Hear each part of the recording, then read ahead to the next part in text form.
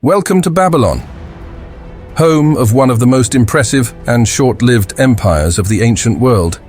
Famous for its mighty kings, insane architecture, and more drama than a reality TV show, the Babylonian Empire rose to power, conquered most of Mesopotamia, and then, it didn't end so well. So grab your popcorn and prepare to witness a civilization that basically screamed, "Go big or go home," and spoiler, they eventually went home.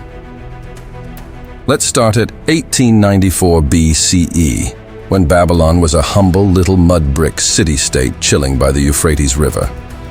Imagine a little town that no one had heard of, except for a few farmers and probably some goats. Not exactly the place you'd expect to launch an empire, right? But hey, in walks a bunch of guys called the Amorites, who saw some potential. Apparently, mud bricks were in. For a while, Babylon did a whole lot of nothing. Just kept the walls up and waited.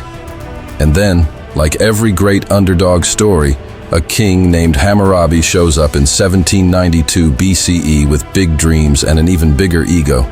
Hammurabi wasn't messing around. This guy wanted Babylon to be the center of everything. So he took over a bunch of cities around him, probably whispering, "Resistance is futile," as he went. By the time he was done, Babylon was a real empire, not just a glorified village. Now, Hammurabi didn't just conquer stuff, he also made laws. A lot of laws. 282 of them to be exact. All laid out in the Code of Hammurabi, the world's first "because I said so" legal document. It covered everything from business disputes to "don't poke your neighbor's eye out unless you want to lose yours too." Justice. Yep. Hammurabi was really setting the standard here, making sure the people had to think twice before, existing. But hey, it worked, because Babylon thrived. Under Hammurabi's iron fist, Babylon had a glorious golden age. They had trade, they had art, they even invented some advanced math. And no, the students weren't any happier about it than kids are today. But like all things that seem too good to be true, Babylon's golden age didn't last. Hammurabi's successors were, let's just say, not blessed with his ambition. By 1595 BCE, the Hittites showed up, casually strolled into Babylon, looted the city, and left. So much for being invincible. Now, skip ahead a few hundred years and Babylon's back, bigger and bolder.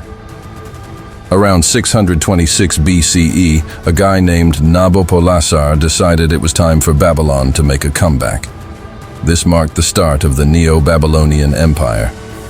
Think of it as Babylon 2.0, bigger walls, fancier palaces, and a fresh coat of ambition. So he led a revolt against the mighty Assyrian Empire, Babylon's longtime rival, with help from the Medes. Because why take on an empire alone when you can bring a friend? By 612 BCE, they'd reduced the Assyrian capital, Nineveh, to a smoking pile of ruins, and Babylon 2.0 was officially open for business. New management, new policies, and a fresh serving of "please don't sack us again." Enter Nebuchadnezzar II, the guy who looked at Babylon and said, "This place needs more bling."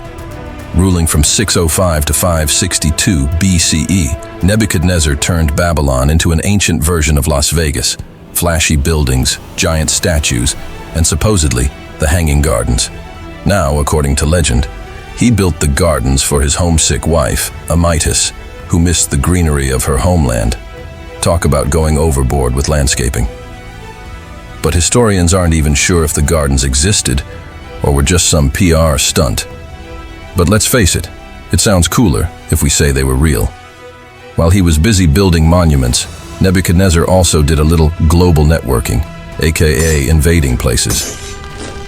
In 597 BCE, he took over Jerusalem, kicked out the Judean king, and decided to bring back a few locals for a Babylonian vacation, better known as the Babylonian captivity. Guess Babylon believed in hostile takeovers in more ways than one. After Nebuchadnezzar's death in 561 BCE, Babylon couldn't keep up the act. Kings came and went, none of them as bold or effective.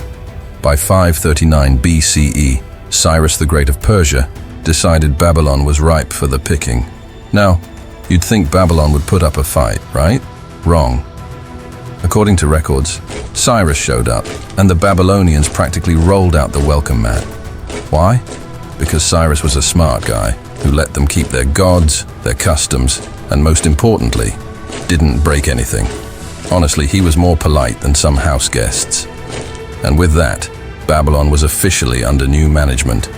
Not with a bang, but with a handshake. Smooth move, Cyrus. So, Babylon's fall was the end of its empire, but its influence was just getting started. Babylon became a symbol of wealth, power, and, let's be honest, over-the-top ambition. Their math, law, literature, and architecture left a legacy that would inspire civilizations for centuries. From Hammurabi's try-me laws to Nebuchadnezzar's garden-building obsession, Babylon didn't do anything halfway. They may not have lasted forever, but hey, no one in the ancient world really did. So, there you have it. Babylon, the little city-state that thought it could. They built an empire, brought drama, and even gave us one of the 7 wonders, or at least a rumor of it.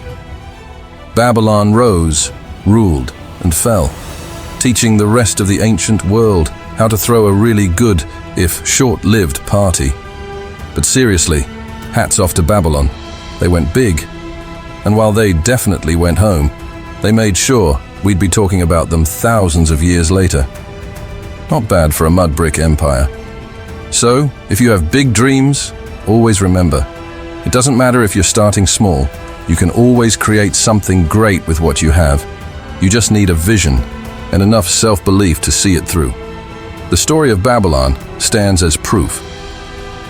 Thanks for tuning in. Don't forget to like, subscribe, and tell us in the comments which ancient empire should we cover next, because history is full of epic rises and even more epic falls.